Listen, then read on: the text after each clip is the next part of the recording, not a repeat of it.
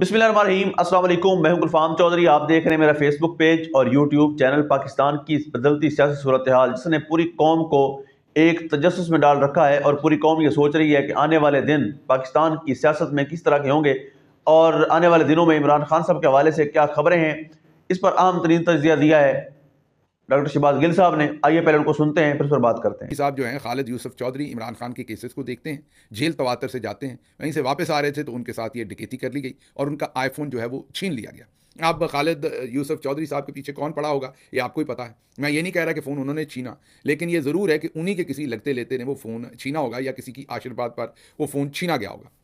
अब काफ़ी दिन गुजरने के बाद खालिद यूसुफ चौधरी साहब ने आईफोन का जो फाइंड माई फ़ोन का ऑप्शन है उसमें जब अपने फ़ोन को खोला तो पता चला कि उनका फ़ोन कहीं हिंदुस्तान के अंदर हरियाणा के इर्द गिर्द जो है वो उसका स्विच ऑन हुआ है और वो वहाँ पर मौजूद है। अब इस चीज़ ने फ़ोन तो चले उनका छीना गया, उनके साथ रॉबरी की गई इस्लामाबाद में, लॉ एंड ऑर्डर की जो सिचुएशन है इसको तो साइड पर रख दीजिए, लेकिन जो मेन यहाँ पर क्वेश्चन है कि वो हिंदुस्तान में कैसे पहुँचा। हिंदुस्तान की सरहदें तो बिल्कुल बंद हैं और हमें ये भी याद है कि जनरल नदीम अंजम, जी हाँ, आईएसआई के उस वक्त के चीफ जनरल नदीम अंजम साहब, उन्होंने ये कहा था अपनी प्रेस कॉन्फ्रेंस में, एंड उस वक्त प्रेस कॉन्फ्रेंस की थी जब अरशद शरीफ का जनाजा हो रहा था। उन्होंने कहा था कि पाकिस्तान की सरहदें मुकम्मल हमारे कंट्रोल में है, ना कुछ बाहर जा सकता है हमारी मर्जी के बगैर, ना अंदर आ सकता है। अब ये हमें समझ नहीं आ रही कि खालिद यूसुफ चौधरी का जो आईफोन है वो हिंदुस्तान कैसे पहुंच गया। चलें किसी और मुल्क का पहुंचता और इतने थोड़े दिनों में, अब आप ये भी नहीं कह सकते कि वाया किसी और मुल्क के वहां पहुंच गया क्योंकि अभी थोड़े ही दिन हुए हैं, तो वो जा हिंदुस्तान में स्विच ऑन भी हुआ है। तो ये क्या माजरा है,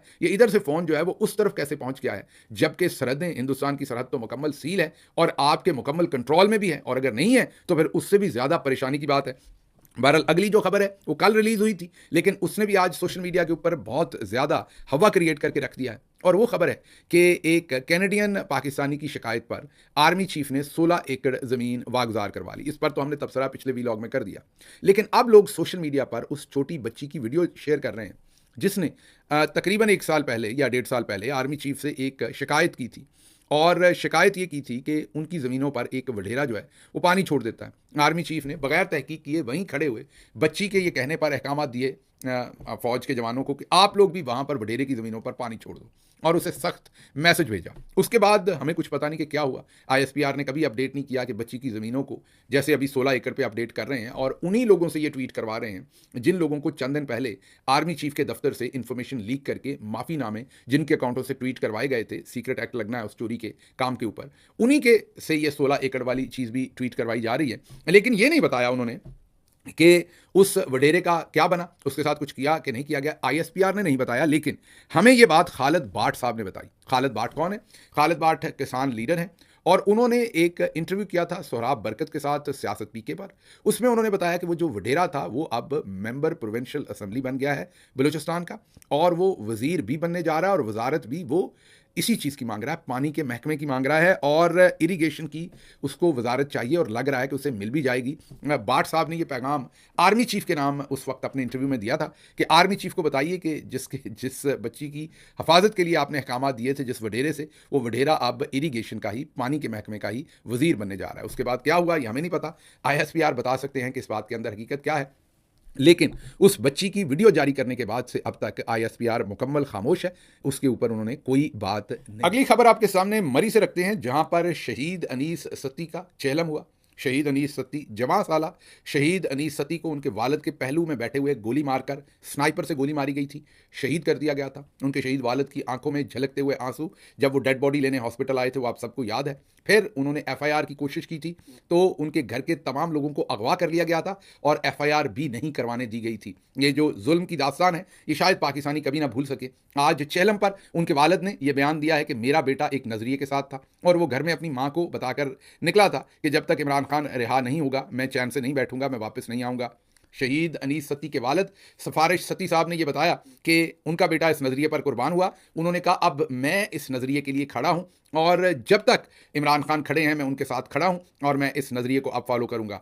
उसके साथ साथ अडयाला जेल से इमरान खान साहब ने सफारिश सत्ती साहब के नाम एक पैगाम भेजा है और उस खसूसी पैगाम में उन्होंने कहा है कि आपका बेटा तो शहीद हुआ है, अनीस सत्ती मेरे भी बेटों जैसा था, मुझे भी ऐसा लग रहा है जैसे मेरा अपना बेटा शहीद हुआ है। मैं इस शहीद की कुर्बानी भूलने नहीं दूंगा, मैं इसका हिसाब लूंगा और जेल से जब भी कभी रिहा हुआ सीधा अनीस सत्ती की कब्र पर जाऊंगा और सफारिश सत्ती को गले लगाऊंगा तो शायद कुछ सुकून मैसर आ सके। बहुत ही डेंजरस है, बहुत ही खतरनाक खबर है, खतरनाक ट्रेंड है जो आपके सामने रखना है। वो है नजम सेठी साहब का हालिया तजिया। अब ये जो तजिया है उन्होंने खुद तो किया नहीं। जैसे मैंने एक दिन पहले वो कायनात टोकरी वाली जो थी बच्ची जिसने टोकरी बनानी थी मरियम के कहने पर, और उस टोकरी में बैठे हुए एक चचा कायनात जो हैं उनके बारे में आपको बताया था कि कभी कोई ज़माना था कि वो भी दुरुस्त हिम्मत खड़े होकर रिपोर्टिंग करते थे। पूरी दुनिया उनका एहतराम उसी वजह से करती है, आज तक करती है, इसमें कोई शक नहीं, क्योंकि किसी ज़माने में वो एंटी इस्टेब्लिशमेंट रिपोर्टिंग करते थे, सच के साथ खड़े होते थे, आमिर के खिलाफ खड़े होते थे। लेकिन जैसे जैसे उनके रिफ्लेक्सेस स्लो हुए, खांसी के शरबत का उन पर असर बढ़ता गया और उस लत में इजाफा होता गया, दिमाग के न्यूरॉन खांसी के सिरप की नज़र होते गए, तो उन्होंने आहिस्ता आहिस्ता अपने उन जो उनके ख्यालात थे, नज़रियात थे, उन पर भी कंप्रोमाइज़ कर लिए। तो कायनात की पहले वो टोकरी में बैठे और फिर टोकरी में से निकल के वो चौधरी निज़ामुद्दीन के टोकरे में बैठे। इसी तरह से नजम सेठी साहब भी बाकमाल शख्सियत हैं, बहुत उनके अंदर हुनर है, अच्छा लिखते हैं, अच्छा दिमाग है, लेकिन उन्होंने भी अपना ज़मीर जो है वो चौधरी निज़ामुद्दीन की सेफ में, तिजोरी में कब का बंद कर लिया। और सिर्फ वहाँ फ्री में नहीं छोड़ के आए, उसके बदले में जब आप किसी बैंक के पास अपनी कोई चीज़ ग्रहण में रखते हैं, तो रहन में रखते हैं, ग्रहण कह दिया माजरत, रहन में रखते हैं, तो वापस आपको कुछ ना कुछ उसके बदले में मिलता है। तो अपना ज़मीर वहाँ छोड़ाए हुए हैं और रहन में वापस उन्हें कुछ ना कुछ मिलिट्री इस्टेब्लिशमेंट से मिलता रहता है। अभी जो लेटेस्ट ब्रीफिंग उनको दी गई है, चाबी चढ़ाई गई है, और उन्होंने आके पाकिस्तानी कौम को ये बताया है कि ये जो जंगी जहाज़ों से हमने फ़ज़ाई जंगी जहाज़ों के साथ जो हमने अफ़गानिस्तान पर हमला किया है, ये असल में हमने अजीत दोवल जो हिंदुस्तान की स्ट्रेटजी थी उसको हमने अपनाया है।